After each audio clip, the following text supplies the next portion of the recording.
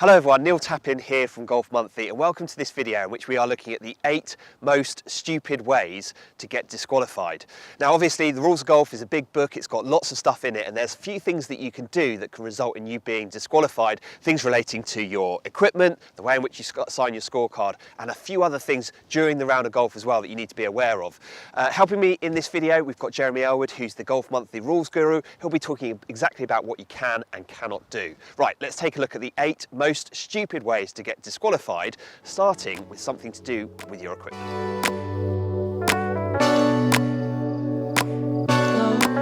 14 clubs, that's the maximum number of golf clubs you're allowed to carry with you during a round of golf. And if you carry more than 14, you could be in danger of getting penalty shots and even worse, you could get disqualified. Yeah. Jez, when do you get disqualified? Well, you get disqualified at the stage where you've discovered you've got more than 14 clubs.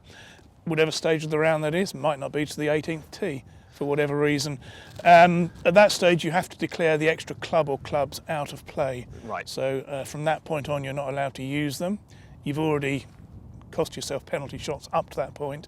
If you do then use that club, those penalty shots get escalated to disqualification. Yeah, so it might well be the sort of thing where you've been to the range the night before, you've taken an extra wedge with you, you've accidentally left it in the bag. Let's say we're on the 5th tee, I've realised I'm carrying an extra wedge. Yeah. I don't particularly want to throw my wedge on the floor and leave it on the golf course. No. I want to carry it with me. I have to declare it out and then I have to just be mindful of that. You do have to be mindful. You've got to say to your playing companions, fellow competitors, whatever they're called these days, you are not going to be using that club for the rest of the round. You realise you've got too many clubs and you've got to specifically not use that club. The moment you hit a shot with that club, you will be disqualified. Yeah, so there you have it, 14 clubs, that's the maximum. You can carry less than that. Any more, you will get penalty shots, and if you declare a club out of play and then end up hitting it, unfortunately, you'll be disqualified.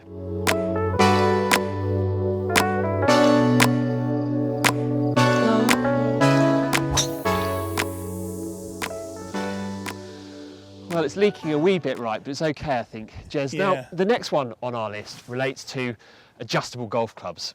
Jez, what do people need to look out for? Well, there are a lot of adjustable golf clubs now, aren't there? And the temptation might be around to think, oh, I'm hitting everything left to right, let me just tweak things a bit to straighten that up. But you can't do that. You cannot adjust the playing characteristics of a club during a round.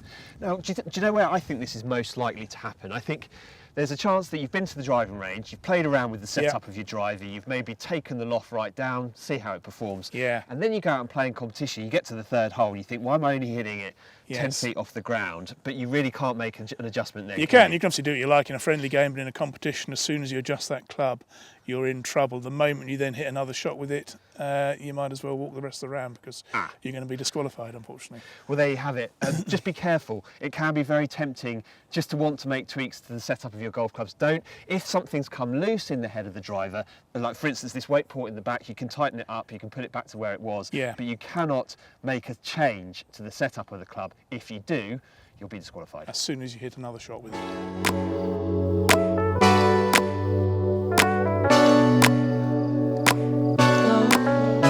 Right, so I've had a little practice putt before teeing off. Yeah. But this is the golf course, Jez. This isn't the practice putting green, and I could have caused myself a bit of a problem here. Well, you probably, in fact, you have if you're playing a stroke play competition because you're not allowed to practice on the course before a stroke play round. And the rules say that the penalty for a first breach of that is 2 strokes. However, what constitutes first breach? Well, we had to look this up because we weren't 100% sure. Because the penalty for a second breach is then disqualification. So what is the difference between a first breach and a second breach? And this is what I've found in the R&A's website. Clarification: first breach happens when first stroke made. The penalty for the first breach applies when a player commits a single act, such as making a stroke. The DQ penalty for the second breach applies when that player commits any subsequent act that is not allowed, such as rolling a ball or making another stroke. So even rolling a ball, you could just be testing out the pace of the greens. Indeed. But the reality is, if you were going to practice, you'd probably hit more than one putt. And this would seem to suggest the moment you hit that second putt, you might as well not bother teeing up. So there you go. If you are, let's say you're walking past the 18th green on your way to the first tee and you're tempted to have a little putt before you tee off, don't, otherwise you could be in danger of being disqualified.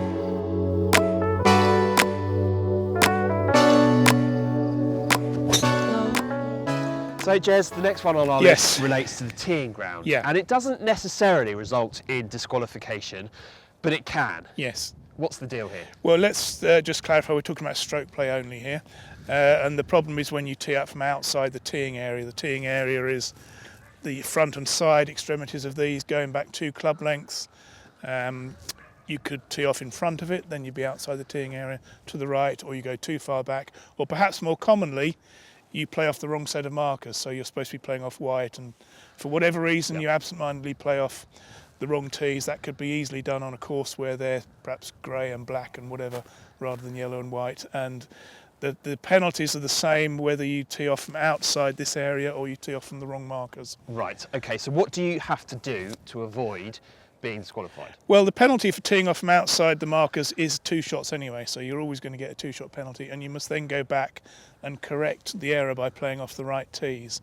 And the problem comes when you don't correct that error before you play the next hole. So once you tee off on the next hole, if you haven't corrected the error from the previous hole, the penalty escalates to DQ. Oh dear.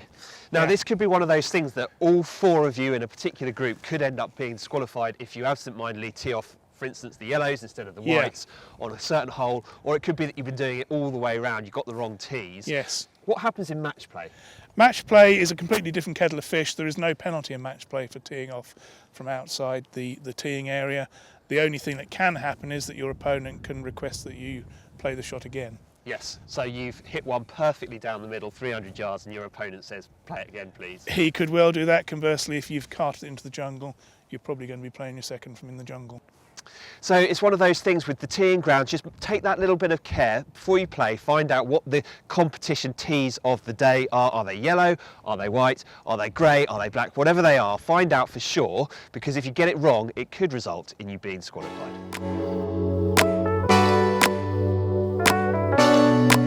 Okay, so the next one on our list relates to 4-ball, better ball golf. In particular, something you can do on your scorecard that could result in disqualification. What Yes, well, in 4-ball, better ball stroke play, you must show which player scored on which hole. If you put everything in one column, you're effectively signing for the wrong score, because if player B made half those scores and you've attributed them all to player A, you could end up with the wrong score. Yeah, so why is that? Is that because there could be a difference in handicap? Difference in handicaps, different number of shots. So player A might have got 3 points, player B only 2 points in Stableford terms. And I have seen it happen where a pair has returned a scorecard with everything in column A, signed the card, handed it in. Someone's then come up to them and say, was it correct that player A scored on every hole? They've said no. Player B came in 9 times. Yeah. And they said, well, you haven't shown it on the scorecard. Unfortunately, you've put everything in player A, and therefore you're disqualified. Well, it feels pretty harsh, but the rules are the rules, and if you get it wrong, this one could lead to disqualification. Okay, so the next one on our list relates to your handicap, and actually it's a really important point here that you need to keep a close eye on exactly what your handicap is. If you've just had a good round of golf at some point in the last few rounds, you've had a cut, find out exactly what your handicap is, because if you don't, and if you make a mistake, you could be disqualified, Jez. Well, if you play off a handicap higher than that to which you're entitled to, and you sign for that handicap on the scorecard, you certify that is my handicap, and it isn't, you will be disqualified. And that would apply even if it's a Stableford and you don't get any points on the hole where you effectively given yourself an extra shot. Yes, you actually haven't had any material gain, but if no you sign material for a gain, card where your handicap is higher than your actual handicap is, you'll be disqualified. You will, and of course in a medal you will have had a material gain because you'll have 1 shot lower than the score that you should have had. Yes. And the rules say that if the handicap and scorecard is too high and this affects the number of strokes you get or no handicap is shown, you're disqualified from the handicap competition. So that means you could still win a gross event, the scratch event. Yes, so yes, you go out and you shoot 62, then ultimately your handicap's not going to matter too much. You could still win that competition, but you will be disqualified from the Stableford or the handicap event that you've been playing in. You would be, unfortunately, yes, that is how it is. And one definitely for everyone to keep an eye out for. Okay, so the next one on our list is, as Jez just said to me, the most common reason for why people get disqualified. Jez, what is it? It's basically forgetting to sign your scorecard. I used to work at a golf club 20 odd years ago, and that was definitely the most common reason that we had to unfortunately disqualify people. It seems very harsh. There's no malintention there, but it's in the rules of golf. You have to sign your scorecard, and it's not just your responsibility to sign your card, you also have to ensure your marker signed it as well. The marker must sign as well. In fact, both those signatures have to be present, otherwise you will be disqualified. So it's not just the player's signature, but the marker's one must be there as well. And one other thing you can't do is change scores without the marker's approval or the committee's approval. So none of this magic pencil stuff after the round's Yeah, finished. if there is a mistake, the mistake needs to be changed, and then usually the marker would just put their initials next to that change just to make it clear that they've seen that change they would happen. do. They don't have to. No, but but that's always what I've done. A lot of people would do that. There's no obligation to Yeah. sign for a change, but a lot of people do that anyway. So I'm sure many of you watching this will know how important it is to sign your scorecard when you finish playing, once you filled out your scorecard. Just don't forget, take that extra moment. If you do it right, you won't get disqualified. Okay, so number one on our list is another scorecard related misdemeanour, and actually it's something that a few tour players have fallen foul of over the years. Jez, what is it? It's basically signing for a score on a hole lower than the score you actually made on that hole. So your marker has perhaps written down 3 where you've made 4, you've not spotted it, you've signed for the 3, and unfortunately when you do that, that is a DQ offence. You don't have to do any of the maths on the scorecard, that's not your responsibility. So you don't have to add up whether it don't gets have to to add 78 it up. or I whatever mean, it is. a lot of people do, but you don't have to do that. All you're signing for is each gross score. Interesting. So this can be really demoralising because you may have got the score on that particular hole correct on the card that you were marking, but it doesn't matter. If your marker has got it wrong and you sign for it, you're going to get disqualified. Yeah. Jez, what happens if you sign for a score on a hole that is higher than you actually well, took? that's unfortunately that is just tough luck. You don't get disqualified, but you have to accept that higher score that you've signed for. Right. You've signed for it, therefore that was your score. And of course that famously happened to Roberto de Vicenzo in the Masters in '68. He signed for a score higher than he'd taken, had to live with that score, and ultimately it cost him a chance of a playoff for the Masters. Yeah, so as that story shows you, it can be incredibly costly. Just take that bit of time, go through every single hole individually with your marker, make sure everything's okay, and you won't get disqualified. So there you have it, that's our list of the 8 most stupid ways to get disqualified. Guys, if you've liked the video, please do hit the like button, and also can you leave some comments below? We'd be interested to hear your thoughts about this list. Is there anything you've fallen foul of that we haven't mentioned? Please do share those thoughts below, spread them around. I'm sure there'll be people out there that will really benefit from that. But guys, thank you very much for watching. We'll see you next time.